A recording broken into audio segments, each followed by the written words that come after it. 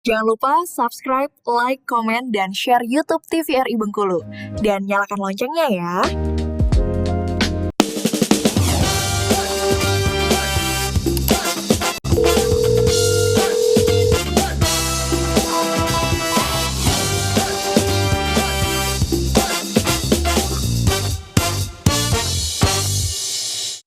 Ya pemirsa, kembali lagi tentunya di Dokter Kito bersama Kito Sehat. Masih membahas terkait sakit kepala sebelah, waspada migrain nih. Tadi juga sempat aku tanyakan adalah sebenarnya migrain ini atau mungkin sakit kepala ini sebenarnya menyerang apa sih dokter?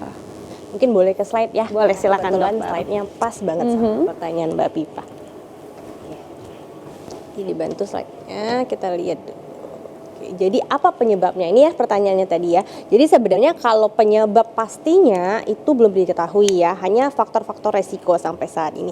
Tapi bagaimana perjalanannya, kenapa bisa terjadi migrain? Yang pertama adalah karena aktivitas abnormal dari listrik di otak. Nah, pemicunya tadi banyak nanti kita jelaskan. Misal boleh dari suara tadi ataupun misalnya dari cahaya. Itu memicu terjadinya aktivitas abnormal pada listrik yang lebih aktif. Nah, biasanya memang pada penderita yang sudah menderita migrain, dia lebih sensitif dibandingkan pada otak yang belum pernah menderita migrain ya.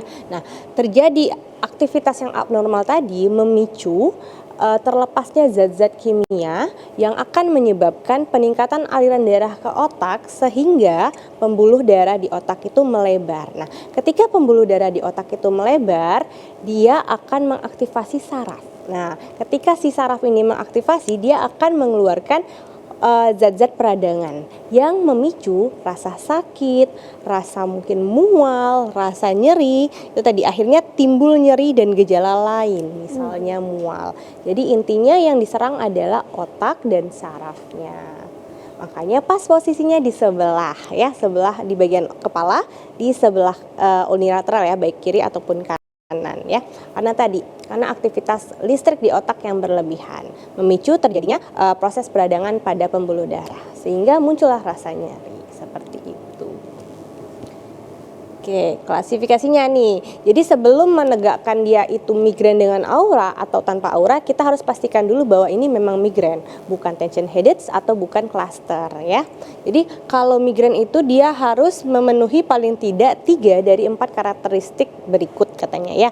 Yang pertama, 1 atau lebih gejala aura reversible, artinya bisa sembuh kemudian membaik, bisa kambuh lagi ya, yang mengisyaratkan disfungsi korteks cerebrum atau batang otak keduanya ya. 1 gejala aura, kemudian tidak terdapat gejala aura yang menetap lebih dari 60 menit, nyeri kepala mengikuti aura dengan interval bebas. Pokoknya nyeri kepalanya harus ada 3 dari 4 karakteristik ini.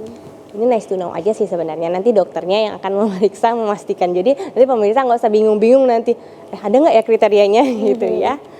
Oke, kita masuk. Jadi migrain tanpa aura itu artinya tanpa disertai gejala terlebih dahulu. Tiba-tibanya pusing sebelah atau sakit kepalanya sebelah. Misalnya sebelah kanan, aduh sakit banget nih habis makan misalnya. Nah, kalau migrain dengan aura disertai gejala terlebih dahulu yang memuncul sebelum timbulnya nyeri tadi ya.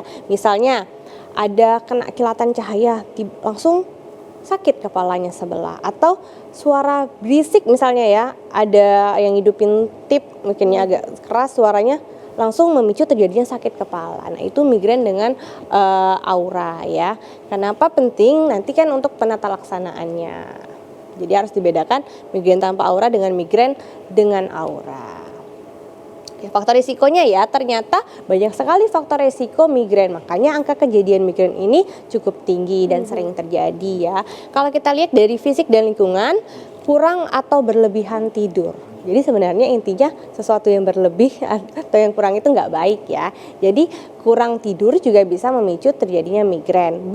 Berlebihan tidur itu juga bisa memicu terjadinya migrain. Maka yang pasti-pasti aja tidur istirahat 6-8 jam ya. Kemudian kelelahan atau dehidrasi itu juga bisa memicu terjadinya migrain. Lebih tepatnya memicu terjadinya aktivitas listrik yang abnormal pada otak. Misalkan kelelahan atau dehidrasi kan kurang suplainya ke otak, akhirnya terjadi aktivitas yang abnormal. Kemudian cahaya terang atau suara bising tadi ya, perubahan cuaca atau tekanan udara, itu juga bisa memicu terjadinya migrain.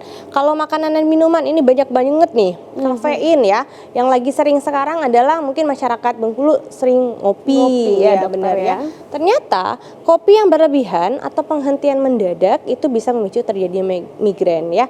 Kopi itu memang baik kok, baik untuk tubuh ya, asal tepat penggunaannya dengan siapa ya. Kalau yang berlebihan jelas tidak baik, dia akan memicu aktivitas abnormal pada listrik otak tadi ya. Kemudian penghentian mendadak juga, jadi kalau yang udah teratur minum kopi, tiba-tiba stop nggak minum kopi sama sekali, kaget tuh tubuhnya. Bisa memicu terjadinya migrain, maka penghentiannya harus pelan-pelan. Misalnya rutin 3 kali sehari minum kopi, maka pelan-pelan, misalnya 2 hari dikurangin dulu jadi 2 kali sehari, kemudian dikurangin lagi jadi 1 kali sehari, dan akhirnya berhenti boleh. Atau mau minum kopi seminggu sekali itu nggak masalah ya. Kemudian MSG ya, keju tua, daging olahan itu juga memicu terjadinya migrain. Lalu coklat ini sebenarnya ada kafeinnya juga memang dalam coklat ya. Alkohol terutama anggur merah, nah itu perlu dihindari ya. Pemanis buatan juga, jadi yang sifatnya terlalu kuat rasanya ya, kalau kita lihat tadi ya, kayak kafein, MSG, coklat, alkohol, pemanis buatan itu kan rasanya yang lumayan kuat ya. Nah, itu bisa mempengaruhi atau memicu terjadinya migrain. Kemudian, nah pada hormon ternyata fluktuasi hormon atau ketidakstabilan hormon biasanya pada saat haid ya, mungkin estrogennya meningkat pada saat haid atau pada saat kehamilan, menopause. Nah ini menyebabkan memicu terjadinya migrain. Penggunaan kontrasepsi hormonal, balik lagi ya, karena salah satu faktor pemicu dari migrain tersebut adalah hormon. Kemudian stres emosional atau kecemasan tinggi, ini yang sering kejadiannya. Jadi pasiennya misalnya lagi stres banget nih, mau ujian 1 minggu lagi dok, tiba-tiba kepalanya pusing, udah mau ujian minggu depan, kepala pusing, sakit perut. Nah biasanya itu dipengaruhi karena hormonal tadi, karena ketika kita mengalami kecemasan atau stres, maka hormon kita akan berfluktuasi, artinya tidak stabil ya. Makanya kalau misalnya mau ujian, mau apa, yang pertama adalah kendalikan diri, kelola emosi dulu, tenangkan diri, jangan sampai dari stres kita akhirnya mempengaruhi kondisi tubuh kita. Jadi kalau perlu dilihat di sini, estrogen mempengaruhi sensitivitas otak ya terhadap nyeri. Penurunan estrogen yang mendadak juga dapat memicu migrain. Jadi memang benar, yang berlebihan tadi tidak baik ya, yang terlalu kurang juga nggak baik. Artinya penurunan estrogen yang mendadak pun memicu terjadinya migrain. Baik dokter. Nah kalau migrain ini sendiri kan tadi dokter sampaikan ada yang karena pengaruh makanan, kelelahan dan sebagainya, juga ada yang dari hormon gitu ya. Untuk penyembuhannya sendiri nih, apakah ada waktu-waktunya, apakah berbeda nih dokter antara hormon dan juga dari makanan, dan juga cara tata laksana atau mungkin penyembuhannya itu berapa lama nih dokter? Tapi tahan dulu, nanti kita akan kembali lagi tentunya setelah jeda. Pada berikut ini tetap di Dokter Kito.